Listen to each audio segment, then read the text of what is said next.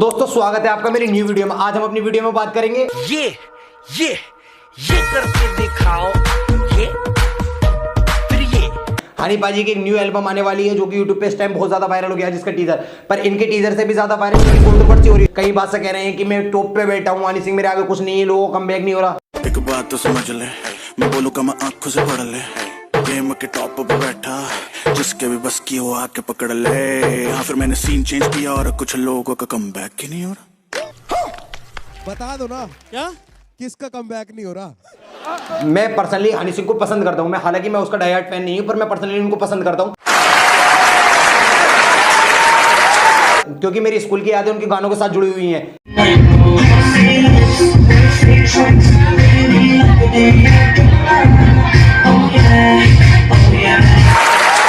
और उनकी कटिंग वगैरह, टी शर्ट वगैरह, उनका पहनावा वहनावा उस टाइम पे बहुत ज्यादा पॉपुलर हो गया था। हम उनको ही रैपर म्यूजिक इंडस्ट्री का जन्मदाता मानते हैं।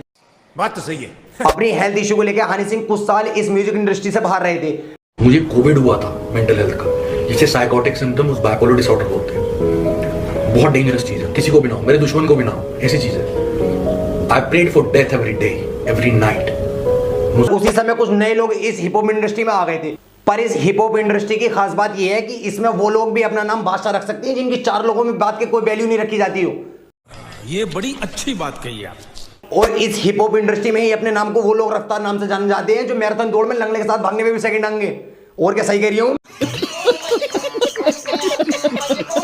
वो लोग भी इस इंडस्ट्री में अपना नाम स्टैंड रख सकते हैं जिनको खुद भरोसा नहीं है अपने पैरों पर खड़े होने के बाद वो किस पल गिर जाएंगे। हनी सिंह के कुछ साल इस इंडस्ट्री से दूर रहने के बाद ये hip hop industry music industry ना होकर के मौखिक दंगल बन गया। अच्छा, हमको सिखा दिया है। और इस इंडस्ट्री के जितने भी आर्टिस्ट हैं एक दूसरे पर बार प्रतिबार करके अपने गानों को बढ़ा रहे हैं। अरे बाप रे, ये तो धोती खोल रहा है। जहां एक तरफ बादशाह कह रहे हैं कि मुझे कोई डिश नहीं करता, मुझे कोई विश नहीं करता, पता है फाड़ के हाथ में भी दे देगा तभी तो बादशाह को कोई डिश नहीं करता। वही वंटा कह रहे हैं मेरे सामने बैड बॉय फेल है। बैड बॉय भी मेरे सामने बनते गुड बॉय बेटे। यू नाम लेने इनकी फटे। मैं पागल हूँ। वही MC10 कह रहे हैं मैं बस्ती का हस्ती ब्रो, मैं बस्ती का हस्ती ब्रो, मैं करती ब्रो, मैं करती करती। मैं बस्ती का हस्ती ब्रो, अमीर में हो गया गरीब है फ्लो, रिप्रेजेंट करता मैं बस्ती को है, भड़वे कर रहे नकली शो।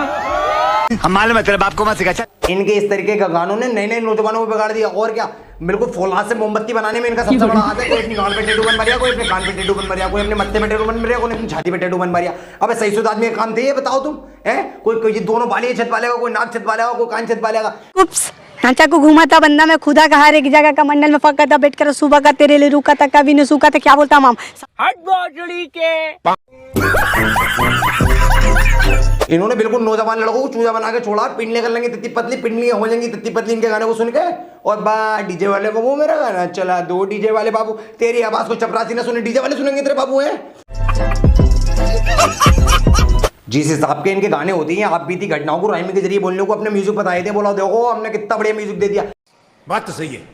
तुमसे बढ़िया तो मेरे दादा, और क्या उनके प्रवचन सुन लूंगा तुम्हारे गाने से बेहतर। तो कि वो मुझे बताती है तेरी दादी थी नौजवान नौजवान नौजवान, तेरे दादा थे पहलवान पहलवान पहलवान, तेरे दादा थे हैंडसम हैंडसम हैंडसम, तेरी दादी लगा दी थी fair and handsome fair and handsome.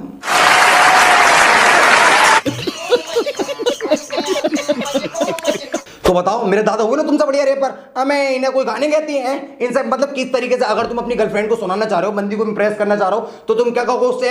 रफ्तार का गाना सुनाओगे, दी तेरी बंदी और तू है मर्द पूरी इंडिया में बेटे पहला मर्द तेरे फोटो पे चढ़ाओ फुल वाली माला तो नहीं करने वाला है नहीं वाला, क्योंकि अभी तक जो भी सुना है फ्रॉड है भाई। चलो कर मेरा नहीं तोड़ है भाई, तेरी इंडिया मेरे पे कर इंडिया वाला तुझे लगा मेरे तोड़ है। ओ तेरा भाई किससे कम मैं ओ। अब इस गाने को सुन के बंदी काला चप्पल मुंह पे मारेगी, यहाँ चप जाएगा बिल्कुल पकोड़े की तरह, टैटू लगेगा टैटू एक साइड से। इन गानों सुनने को ढीला पे। हनी सिंह की और बादशाह की और किंग की और उनकी इनके जो झगड़े तुम्हें दिख रहे हैं आपस में, कि मैं टॉप पे, मैं सेकंड हैंड पे, मैं उस पे, मैं उस पे। And in India, Badshah is number one. Yeah. In this urban music scene, hip hop scene, and everything. And I'm number 2. Yeah. And I'm just like. क्या बोला? साले का खोपड़ी तोड़ साले। तो ये तुम्हें जो झगड़े दिख रहे हैं रियल लाइफ का, मुझे झगड़ा नहीं दिख रही है। मैं अपना रिएक्शन बता रही हूँ। स्टेप एक ड्रामा, जो ड्रामे के जरिए जिसका किसी का करियर फ्लॉप हो जाता है तो वो कंट्रोवर्सी में आगे उसका करियर फिर से रिवाइव हो जाता है। ये बड़ी अच्छी बात कही आप।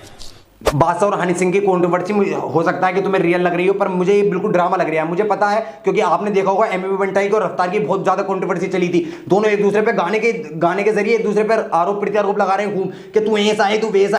भाई से सीधा तू छोटे पे ना, उम्र में मुझसे ये छोटे हैं। सीखा मैंने तुझको अपना बना के कि अपने ही कमीने होते हैं।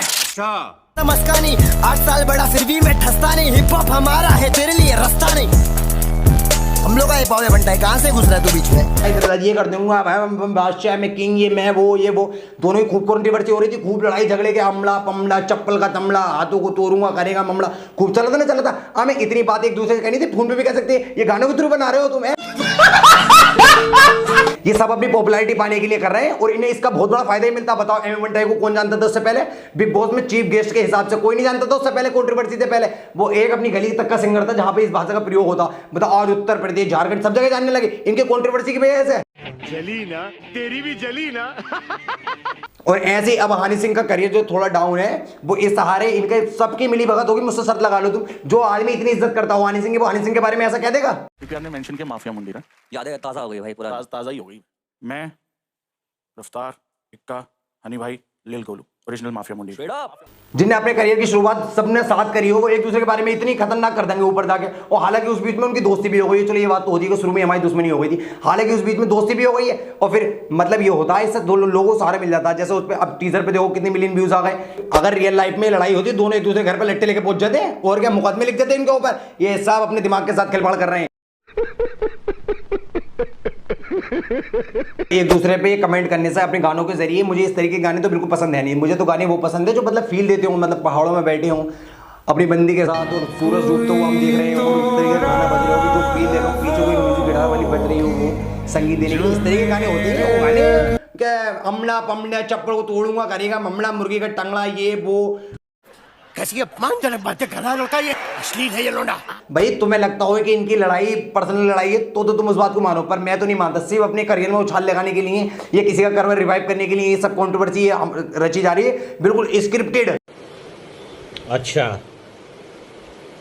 ठीक है, मेरी नजरों में तो बात इसकी है। अगर मेरी वीडियो के जरिए किसी को दुख या ठेस पहुंची है तो उसके लिए मैं क्षमा चाहता हूँ। मिलते हैं अगली वीडियो में। इस वीडियो कर दिए ब्लास्ट, कर दिए tata bye bye, take care.